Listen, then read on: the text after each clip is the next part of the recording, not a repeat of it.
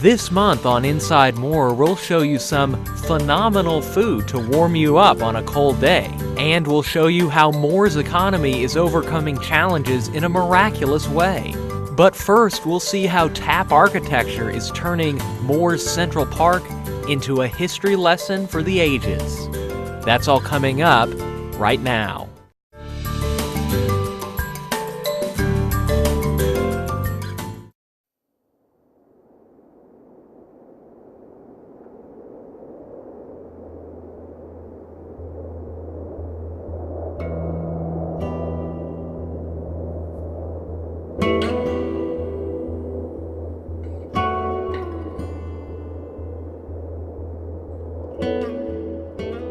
It is simply an undeveloped, rectangle strip of land, untamed by mankind's desire for structures. But there is a history to this land. It is hidden in whispers, unheeded over the sounds of a whistling train.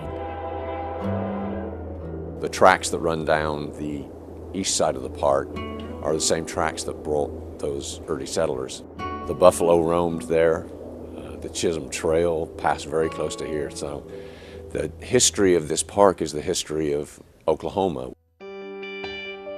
Today, that history is being celebrated with the addition of a new Central Park, an ambitious project designed for the city by Tap Architecture in Oklahoma City. This is an opportunity for Moore and for us to do a project that is a legacy project that will be there for a long, long time, for many, many generations. After input from city government and Moore residents at visioning meetings last year, Tap Architecture created a design that reveals the remarkable history of Moore.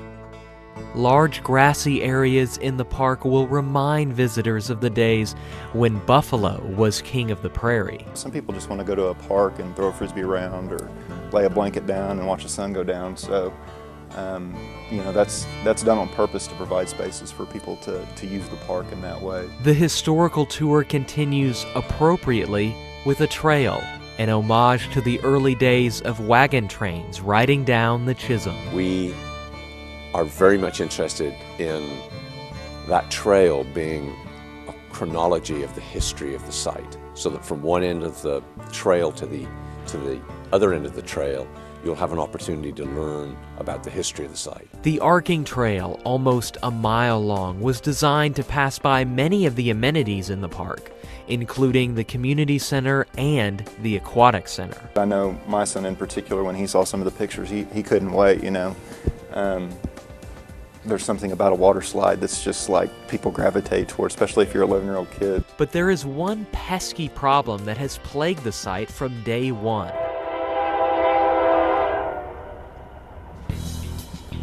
The rail line running along the east side of the site made city officials and residents nervous, concerned for families' safety as they played nearby.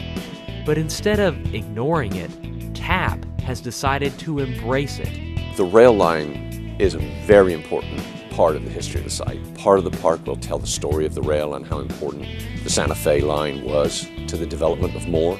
You'll see many references to the rail within the design of the park, including on the main trail, where we have track motifs, and even the design of the community center is inspired by railroad architecture. TAP has also found creative ways to keep residents away from the rail. I think one of the primary ways that we're doing that is we've moved all of the vehicular parking against the east side of the park to kind of provide a buffer or a boundary. In the programming of the park, we've kind of created a buffer area between the parking and the railroad tracks. So hopefully to keep a lot of that pedestrian traffic and people away from the railroad corridor. That decision to move the parking helped TAP bring many of the park's amenities closer to Broadway in the hopes of creating an unrivaled visual for residents. It's such an interesting site because it is such a big site, and it's very linear, so it's kind of like,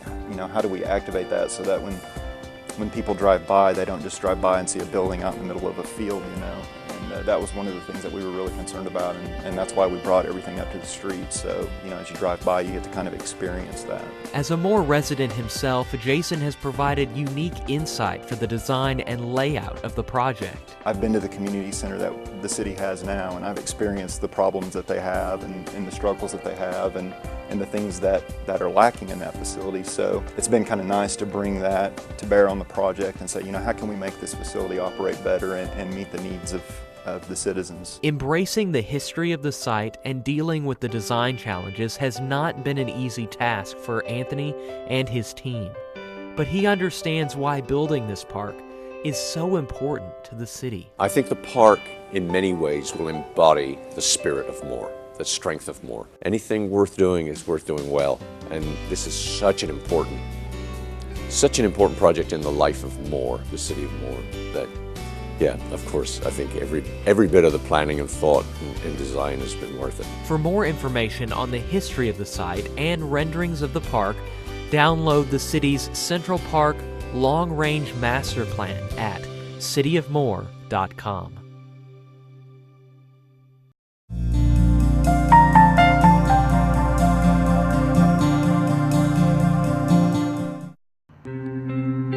You could say the sun is setting on the longtime tenant of the old Walmart building at the corner of 19th and I-35. The telephone call center Convergys will be closing its operation in Moore, making way for an entirely new development. Around the beginning of March, they'll start their move-out process, and then Sam's Club will come in and do what they need to do to demo the building and then start construction. That's right, Sam's Club will be moving into the location with a brand new building and much closer proximity to Moore residents than its current locations in Norman and Oklahoma City. So we're excited to have them here. It's about a 110,000 square foot building, and it will be a brand new building. So for those of us who have lived here forever, we know that where Convergys currently is used to be our Walmart, and so it's somewhat ironic that a Sam's Club is going back into the old Walmart. But they will demolish that entire building. So it'll be a brand new, newly constructed building that will start construction probably this spring. You may have noticed that's not the only thing starting construction lately. All over Moore, new businesses have been popping up. From huge retailers like Dick's and Hemispheres to restaurants like Firehouse Subs and Del Taco, Moore is continuing to be a booming environment. This despite one of the worst natural disasters in state history. Every opening that occurred in 2013 I just think is miraculous, and every opening that's going to occur in 2014, especially those businesses that were destroyed and that are coming back, every single one of them is monumental. The Walgreens on Santa Fe and 19th that came back 3 months after being almost completely destroyed was a true miracle. Another new business contributing to this miracle is Computer RX, a pharmacy software vendor that will soon be constructing its new headquarters in Moore. It's about a 50,000 square foot building. It'll be 3-story. Really did the architecture to fit in with the area as it is now. With all the other buildings they've done, there's some nice stuff in that area. Computer RX actually took damage after the 1999 tornado and ultimately moved away. But now they're back, in large part because of the many other businesses choosing to locate in Moore. I'm excited about the area. I just really am. I know it's kind of silly, but it's just a really good area with all the stuff that's going up around there. It's an exciting area. And it's only going to get more exciting. Computer RX is part of a larger development called the Pipeline Project on the Fritz property near Telephone and 19th Streets that will include a whole array of business concepts. The look is important to us from an architectural standpoint. We would really like to have, kind of the old downtown feel, I guess you might say urban look, and so the architectural elements are important. The other tract, we would have 2 uses, or a mixture of use, but we can envision the office, light retail, service-oriented type businesses, I'm kind of assuming, and then we would have some residential. When new businesses come to town, there's a direct impact on city government and municipal operations. Take, for example, the new Sam's Club.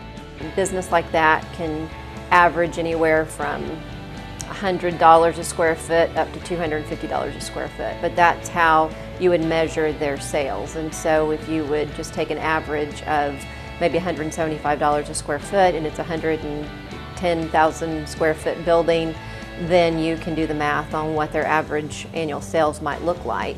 And then of that, we receive the 3% into the general fund and then the ½ cent for public safety and road repair. So what's the driving force behind all of this? Well, you are. People choosing to make more their home. Multifamily is coming in extremely strong, and so these are apartments and higher end apartments where lots of people can congregate, and retailers perk up like nothing else when they see lots and lots of people in a particular area, especially within a 3-minute drive time or a 5-minute drive time. The more people, the more consumers you can put in those areas with great accessibility to their stores, the more excited they get. So I know that 2014 is actually going to bring us some large retail and some retailers that we will be extremely excited about. So stay tuned. Moore's economy continues to defy the odds, bringing with it exciting new possibilities for the future.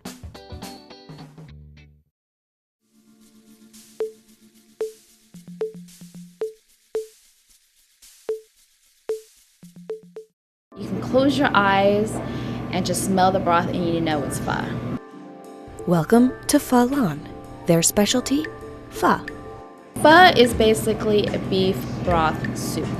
It's, noodles with whatever type of meat that you would want to have in your soup. It goes from eye round, brisket, meatball, flank. It's more of people who wants to be adventurous that would try like the fatty flank and the tendons and the tripes. Some people who are hesitant to try new things, but it's there for the adventurous. But you don't have to be adventurous to enjoy a bowl of pho. The broth alone will keep you coming back for more. Cooked for hours on end, the broth of the soup is spiced to perfection and makes for a great meal any time of day. It goes from, cinnamon, the anise, fennel seeds. It's just a bunch of spices that what makes the broth what it is. Pho isn't the only dish offered here at Pho Laon. Our food is mainly Vietnamese food. It's more of a bistro because we have Vietnamese food and Chinese food as well. Pho Laon offers a variety of dishes, as well as a full range of teas. Green tea, black tea, milk teas, jasmine teas, smoothies, slushies, juices, and you can add on, we have boba, baby boba, basil seeds, aloe vera, and all different kind of jellies. Strawberry jelly, green apple jelly, lychee jelly, popping pearls. From that we have like strawberry yogurt. It's just it's whatever you want to make of it. Whether you are hungry or thirsty, Pho Laon has definitely got you covered. But it's the story behind the business that makes Pho Laon so interesting. I opened in the first restaurant in Moore in 1990. So I like the Moore city. The Moore is very nice people. That's why we did very good for 15 years in Moore city. That's the best for me because I like cooking. My dad first started out his restaurant in Moore back in 1990. After about 15 years in business, Julie's family closed their first restaurant to open a liquor store that is currently still in business here in Moore. Then came the original Pho Laon. But before long, Julie and her husband Fred decided they too wanted to open their own liquor store. So they decided to close down the restaurant and focus on the liquor store business. We're kind of thinking, okay, we might be done with the restaurant business. Kind of, my parents have a liquor store and I have a liquor store. I think that should be good. After being there for a little while, it wasn't quite me. It's just a totally different customer base. I don't get the same type of customer interaction like I do with the restaurant. With the restaurant, it's very, very fast-paced. Everything is always on the go, go, go, go.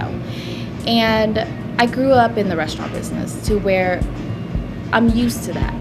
after the May 20th tornado leveled Julie and her husband's liquor store, they began to look back into starting up Pho Laon once more.